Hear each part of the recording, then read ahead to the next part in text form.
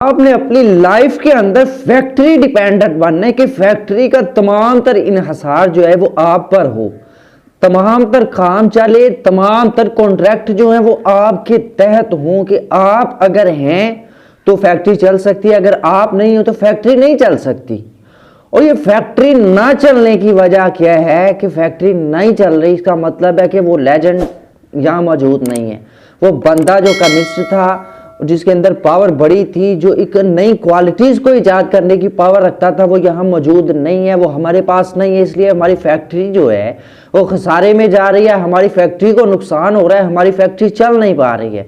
वो सिर्फ और सिर्फ किस वजह से है? उस लेजेंड की वजह से कि वो लेजेंड मौजूद नहीं है, क्योंकि उसके अंदर पावर थी, उसके अंदर एक्टिविटी को क्रिएट करने की पावर थी, माइंड पावर बॉडी रखता था, उसके अंदर किसी काम से निबटने के लिए बड़ा हौसला था, बड़े तरीके थे, लेकिन वो मौजूद नहीं है।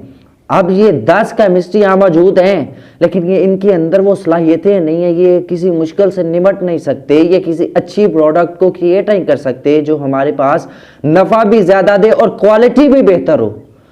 10 हैं, 20 हैं, लेकिन वो कंपनी नहीं चल रही, फैक्ट्री नहीं चल रही। किस वजह से? सलाहियत नहीं उनके अंदर, वो बेसलाहियत है। उनके अंदर ना एक्टिविटी क्रिएट करने की पावर है, ना उनकी इतनी माइंड पावर है। सिर्फ और सिर्फ केमिस्ट बने कैसे हैं?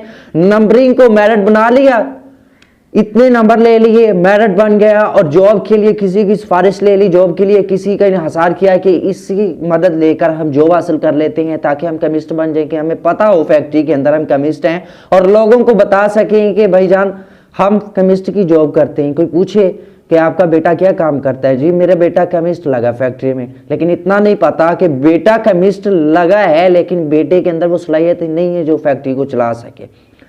लेकिन केमिस्ट बनने के लिए, अच्छा केमिस्ट जो फैक्ट्री को चला सकता है, उसके लिए सबसे पहले तो आपको मेहनत की जरूरत है, कॉन्सेप्चुअल मेहनत जो होती है।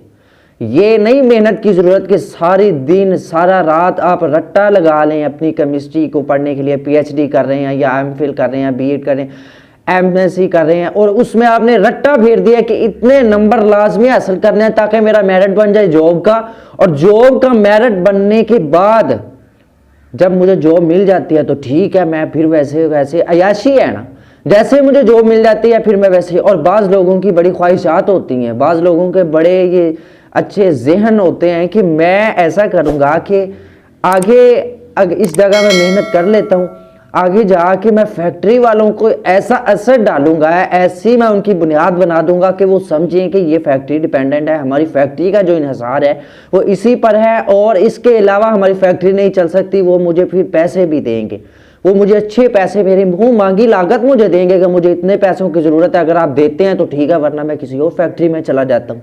और ऐसे लोगों को घर बैठ कर बुलाया जाता है कॉल करके कि भाईजान हमारी फैक्ट्री में आए, भाईजान हमें आपकी ज़रूरत है, आप आएँ, आप केमिस्ट्री अच्छी हैं, आपने केमिस्ट्री पढ़ी हुई है, आपका मेरिट भी है, सारा कुछ है, आपके अंदर सलाहियत है, आप आएँ। लेकिन जो केमिस्ट बन जाता है, जो पीएचडी केमिस्ट्री कर लेता है, कुछ कोर्स वगैरह कर लेता है, और फिर वो घर बैठ जाता है इस यकीन के साथ कि मुझे किसी फैक्ट्री की तरफ से कॉल आए, मैं किसी फैक्ट्री में ना जाऊं, किसी फैक्ट्री से कॉल मुझे आए कि भाईजान आप आए, आप बहुत बड़े लेजेंड है। लेकिन लेजेंड का जो पीछे मुस्तकबिल का जो सारा सिस्टम है ना, माजी के अंदर जो, वो माजी के अंदर, मुस्तकबिल माजी से बनता है ना, माजी के अंदर जो गलतियां होती है वो मुस्तकबिल में अगर याद ना हो तो फिर मुस्तकबिल अच्छा नहीं बनता।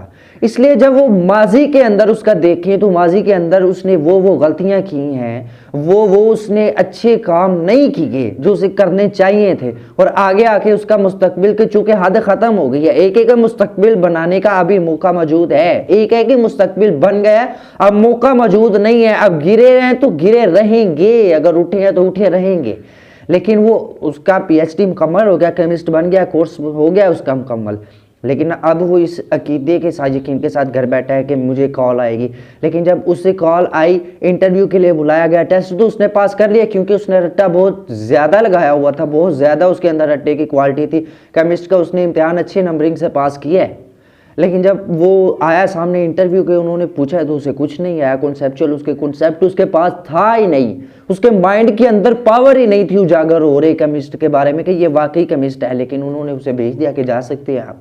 लेकिन एक वो भी आदमी है जिसका माजी क्या था, उसने अगर 2 लाइनें पढ़ी हैं ना, ये रट्टे वाले ने अगर पूरा पेज पढ़ा है एक दिन के अंदर, 1 घंटे के अंदर, 10 मिनट के अंदर, अपनी सलाहियत के मुताबिक है ना पढ़ना है, और वो है जो रट्टाबाज है उसने पूरा पेज 10 मिनट में याद कर लिया, लेकिन इसने 2 लाइनें याद की हैं, लेकिन लाइन के अंदर एक एक लफ्ज की ऐसी तशरीह कर सकता था कि जो वो पूरे सफ़े वाला नहीं था कर सकता कि मैंने पूरा सफ़ा पढ़ा हुआ, पूरा पेज पढ़ा है तो मैं इसकी तशरीह कर सकता हूँ। लेकिन उसने 2 अल्फाज अगर पढ़े हैं तो वो 2 अल्फाजों की बड़ी तशरीह कर सकता है कि ये बहुत सारे पेजेस पर उसकी तशरीह जा सकती है। उसे इंटरव्यू के लिए बुलाया गया, उसने इंटरव्यू इस तरह दिया कि इंटरव्यू लेने वाले भी हैरान रह गए कि ये हमारा इंटरव्यू लेने आया या हम इसका इंटरव्यू लेने यहाँ बैठे।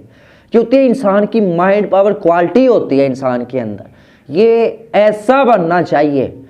अगर आप पैसे नहीं है तो फैक्ट्री आप पर इन्हिसार कभी नहीं कर सकते। आप फैक्ट्री पर इन्हिसार करेंगे, वो आपको कहेंगे कि भाईजान इतने पैसे हम देते हैं, अगर आपने जॉब करनी है तो ठीक है, वरना आप जा सकते हैं। और फिर बामजबूरी आपको वो जॉब हासिल करनी पड़ती है कि ठीक है मुझे इतने पैसे दे दें, मैं कर लेता हूँ जॉब। लेकिन जो होता है ना बासलाहियत बंदा जो हैरान कर गया था इंटरव्यू लेने वालों को, अब उसे क्या कहा जाता है कि भाईजान बताएं आपकी डिमांड क्या है, आप क्या लेना चाहते हैं। वो कहता है मुझे गाड़ी भी चाहिए, मुझे बंगला भी चाहिए, मुझे इतने पैसे भी महाना चाहिए, अगर आप देते हैं तो ठीक है वरना मैं चला। उधर जो रट्टेबाज था उसे कहा गया कि हम आपको इतने देते हैं, ठीक है लेने हैं तो ठीक, नहीं तो जाएं। इधर ये कह रहा है कि मुझे इतने देते हैं तो ठीक है लेकिन मैं चला। उसे पता है कि जो रट्टेबाज था उसका इन्हिसार फैक्ट्री पर था, उसका इन्हिसार फैक्ट्री पर था। और ये जो रट्टेबाज नहीं है, कॉन्सेप्चुअल है, इसका इन्हिसार जो है वो फैक्ट्री पर नहीं है, फैक्ट्री पर इसका इन्हिसार है, फैक्ट्री पर इसका इन्हिसार है। फैक्ट्री इसके बगैर नहीं चल सकती, फैक्ट्री इसके बगैर ज़ीरो है। वो फोन कॉल करके कहेंगे कि भाईजान आप ज़रूर आए, भाईजान आज आपने ज़रूर आना है, क्योंकि आज हमें आपकी अशद ज़रूरत है, क्योंकि आज हमारा ये नुकसान दूसरे कम्युनिस्ट लोगों ने कर दिया है जो हमने रखे हुए थे। लेकिन आप चूँकि सीनियर है, आपके अंदर सलाहियत है क्रिएट करने की एक्टिविटीज़ को, तो आप प्लीज़ आएँ। आपको कॉल करेंगे। फिर ऐसा होगा कि एक फैक्ट्री के अंदर लगे हुए हैं तो दूसरी फैक्ट्रियों वाले भी ओवर टाइम ही दे दें, थोड़ा सा ही टाइम दे दें, 1 घंटा दे देना सर। फिर आपके कदमों में होंगे, आपके कदमों में होंगे कि हमें टाइम दीजिए थोड़ा। वो कहेगा नहीं मेरे पास टाइम नहीं है।